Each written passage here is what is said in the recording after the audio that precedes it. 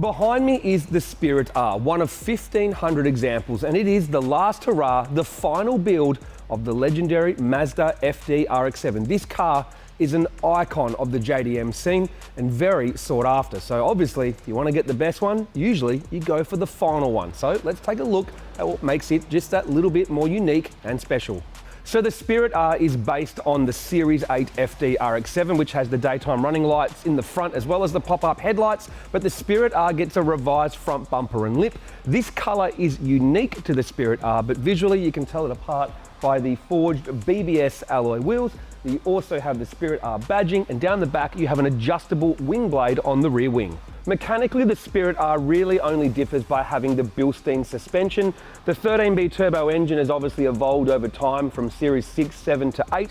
I'm not going to pretend that I'm a rotary expert and can tell you every last difference, but obviously they've refined it as they've gone along. And what's cool in the corner is your RX-7 Spirit R build plate. Obviously one of 1,500 of this model of car were made. So the Spirit R comes in a Type A, a Type B and a Type C, and all the changes you're going to see are inside the car. This is a Type B, so it has normal red leather seats inside. The Type A gets composite bucket seats and has the rear seat removed, and the Type C is basically the same as this, but an automatic. Now, everyone always says the RX-7 has a very driver-focused interior, and this is true. All the instruments, the layout, everything, very much a driver's car, but I will say this, the further you get over 6 foot, I guess the less of a driver's car it probably becomes. I'm 6'2", I'm not too bad, but I do wish the steering wheel would just come up and out just that little bit. But you know what? You can still get pretty comfy in this thing, but most importantly, what's it like to drive? Let's find out. The FD RX-7 has to be one of the best chassis money can buy.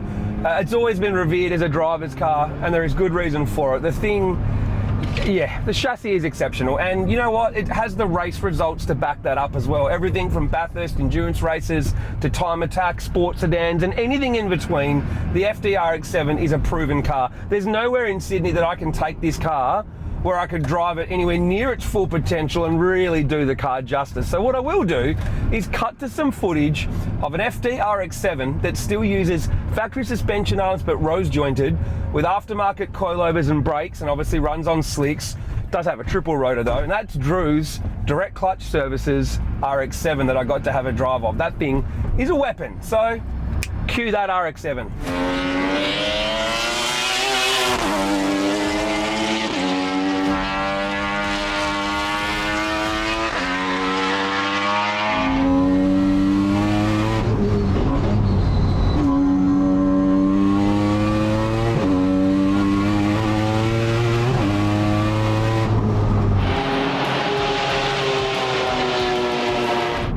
So there is no argument that the FD RX-7 is an exceptional chassis and a brilliant driver's car. The results that it has in everything from endurance racing at Bathurst through to time attack, sports sedans, and anything in between, it is a very capable car in every type of motorsport discipline that people try to use it for. So there's no argument there. And honestly, there isn't really any Sydney roads where I can drive this thing to its full potential and do the car justice.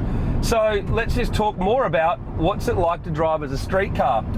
Honestly, way better than I expected. The suspension in this car is a little bit older, so there is a couple of clunks and thunks and squeaks that you would expect from a car that's 20 years old or a little bit over.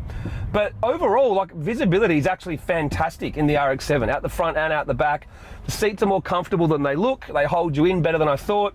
Overall, the cockpit itself, very driver focused. It all looks at the driver, makes you feel like the center of attention of the car, and you can definitely live with it. Yeah, a little bit low, a little bit stiff, all the usual sports car thing, but like, don't compare it to your family sedan for practicality and drivability. Compare it to other two-door sports cars.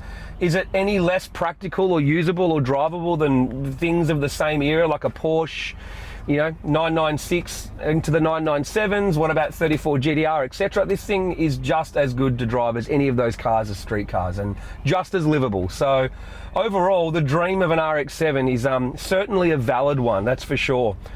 The big question is, would I personally own an FD RX-7? Yeah, I would. I haven't had the chance to. Will I still get the chance to own one? Maybe, you never know, but I've always had this desire in the back of my head just ticking over that an FD RX-7 with a naturally aspirated quad rotor in it that revs to the moon would just be an epic street car that you could have fun at the track with as well. So will I build one? I don't know. What do you guys think? Put it in the comments below. Should we build a quad rotor FD RX-7 one day on Motive Garage?